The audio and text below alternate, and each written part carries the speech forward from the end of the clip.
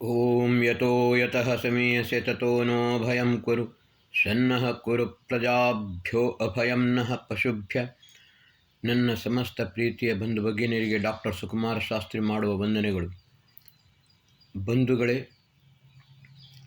ಕಳೆದ ಎಪಿಸೋಡ್ನಲ್ಲಿ ನಾನು ಈ ಪ್ರಪಂಚವು ಮಹಾ ಆಲಯವಾಗಬೇಕು ವಿನಃ ಮಹಾಲಯವಾಗಬಾರದು ಎಂದು ಹೇಳಿಕೊಂಡು ಬಹಳ ಉತ್ತಮ ರೀತಿಯಲ್ಲಿ ನಿಮಗೆ ಹೇಳಿಕೊಟ್ಟಿದ್ದೆ. ಬಂಧುಗಳೇ, ಪಂಡಿತ್ ಯುಧಿಷ್ಠಿರ ಮೀಮಾಂಸಕರು ನನಗೆ ಒಂದು ದಿನ ಒಂದು ಮಾತನ್ನು ಹೇಳಿದರು.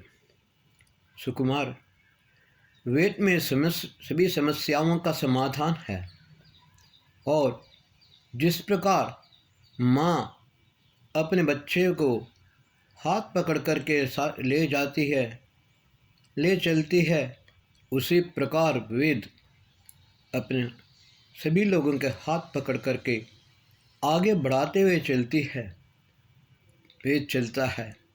और ये बात हमें महर्षि दयानंद ने समझाया है. इस बात को ध्यान में रखते हुए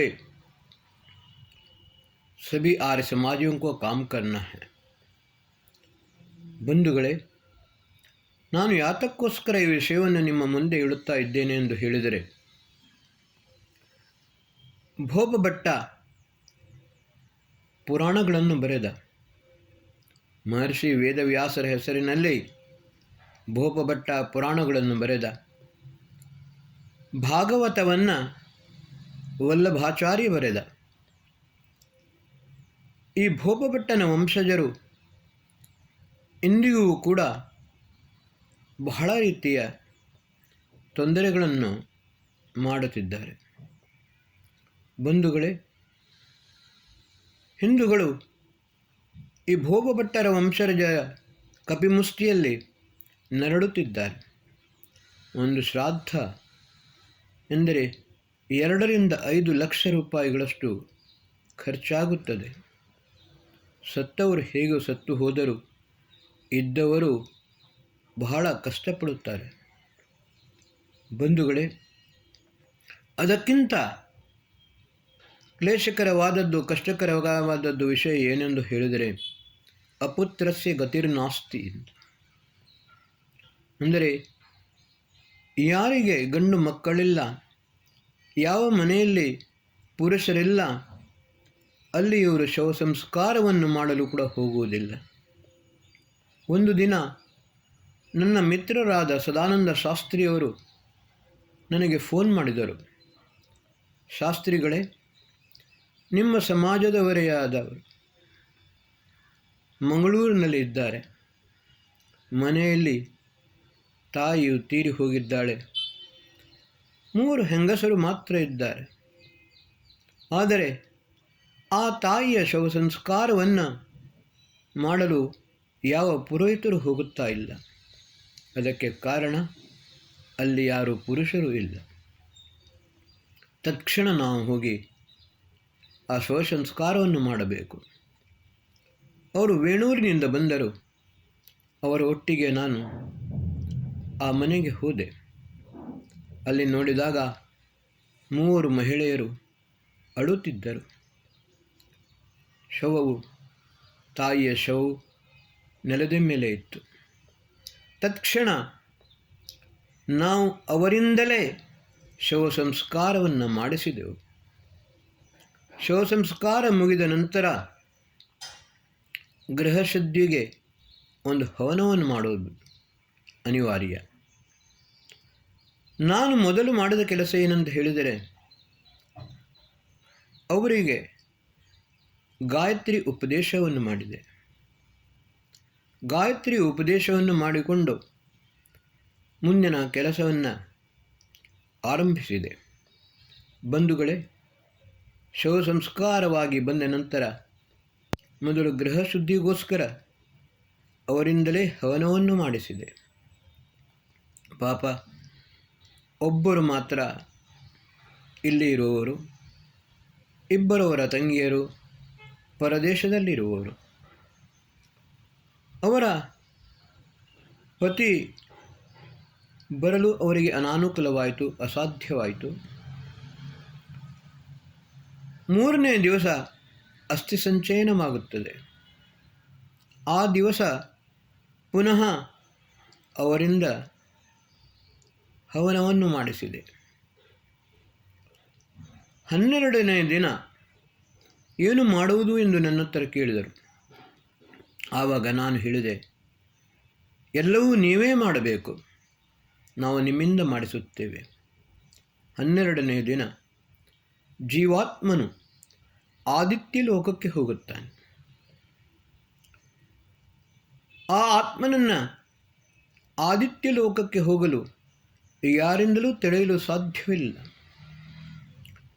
ಈ ಪುರೋಹಿತರು, ಭೋಪಪಟ್ಟಣ ವಂಶಜರು ಒಂದು ಸಲ ನನ್ನ ಹತ್ರ ತರ್ಕಕ್ಕೆ ಬರ್ತಾರೆ.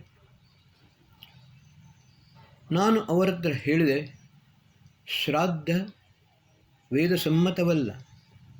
ಮತ್ತು ಇನ್ನೊಂದು ವಿಷಯ ನಿಮಗೆ ಹೇಳುತ್ತೇನೆ, ನೀವು ನೋಡಲಿಲ್ಲ, ಆದರೆ ನಾನು ನೋಡಿದ್ದೇನೆ.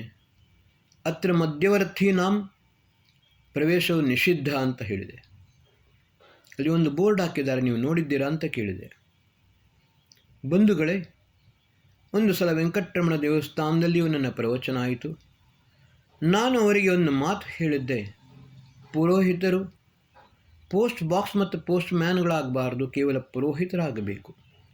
ಪುರೋಹಿತ ಅಂತ ಹೇಳಿದರೆ ಪುರಃ ಹಿತಂ, ಮೊದಲು ಎಲ್ಲರ ಹಿತವನ್ನೇ ಮಾಡುವವರು ಅವರು ಪುರೋಹಿತರು.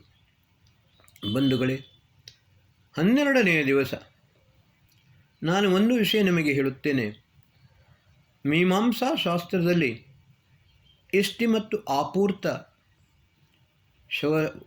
ಮೃತ್ಯುವಿನ ನಂತರ ಉತ್ತರ ಕ್ರಿಯೆಗೆ ಮಹರ್ಷಿ ಜೈಮಿನಿಯವರು ಒಂದು ಬರೆದಿದ್ದಾರೆ, ಇಷ್ಟಿ ಮತ್ತು ಆಪೂರ್ತ ಮಾಡಬೇಕು ಅಂತ.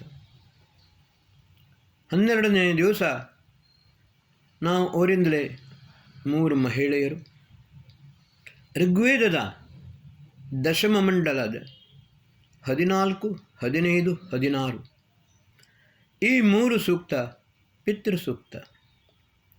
ಈ ಪಿತೃಸೂಕ್ತದಿಂದ ಪಿತೃಯಜ್ಞವನ್ನು ಮಾಡಿಸಿದೆ. ಇದರ ವಿಧಾನ ಏನು ಅಂತ ಹೇಳಿದರೆ, ಬೆಳತಿಗೆ ಅಕ್ಕಿಯನ್ನು ಬೇಯಿಸಿಕೊಂಡು ಅದರಲ್ಲಿ ಕಪ್ಪು ಎಳ್ಳನ್ನು ಹಾಕಿಕೊಂಡು ಈ 45 ಮಂತ್ರಗಳಿಂದ ಯಜ್ಞದಲ್ಲಿ ಆಹುತಿಯನ್ನು ಕೊಡಬೇಕು. ಏಕೆಂದರೆ ಅಗ್ನಿರ್ವೈ ದೇವಾನಾಂ ಮುಖಂ ಪಿತೃಣಾಂ ಚ, ದೇವೇಭ್ಯ ಸ್ವಾಹ ಪಿತೃಭ್ಯ ಸ್ವಧ. ನಾವು ಏನು ತಿನ್ನುವುದಾದರೂ ಮುಖದಿಂದಲೇ ತಿನ್ನಬೇಕು ವಿನಃ ತಲೆಗೆ ಮೈಗೆ ಹಚ್ಚಿಕೊಳ್ಳುವುದಲ್ಲ.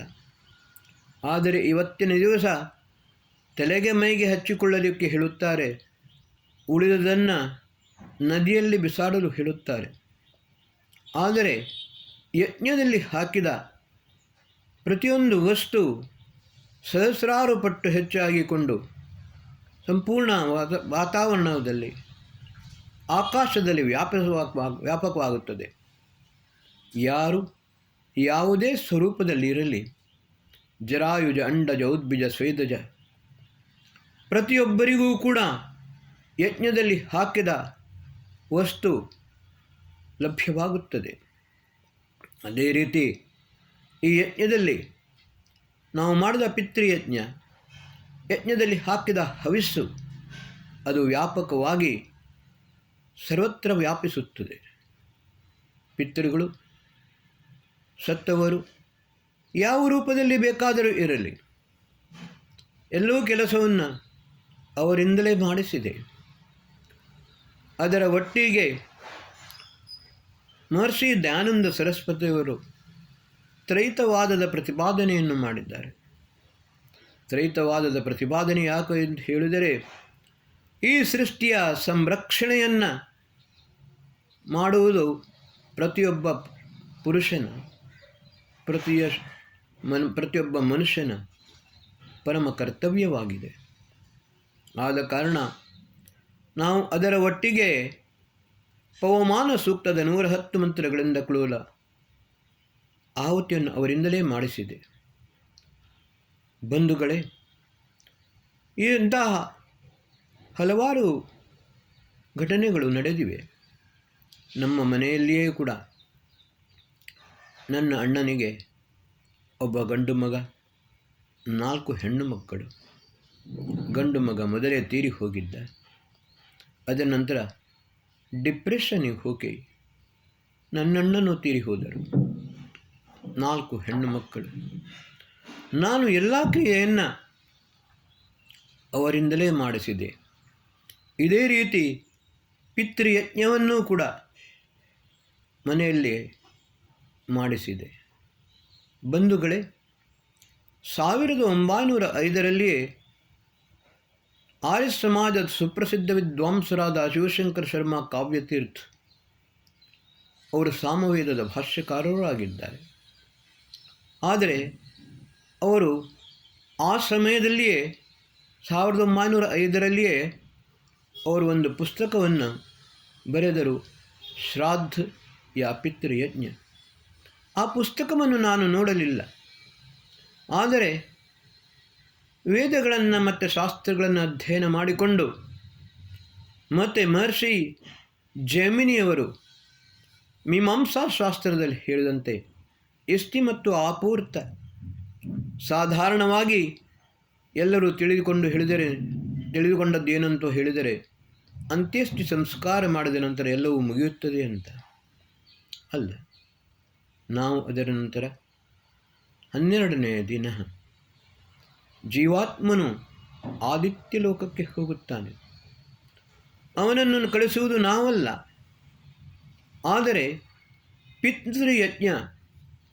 ಇವತ್ತಿನ ದಿವಸ ಪಿತೃಶ್ರಾದ್ದವನ್ನು ಮಾಡುತ್ತಾರೆ. ನಾನು ಮೊದಲೇ ಹೇಳಿದ್ದೆ, ಶ್ರದ್ಧೆಯ ಯತ್ ಕ್ರಿಯತೆ ತತ್ ಶ್ರಾದ್ದಂ.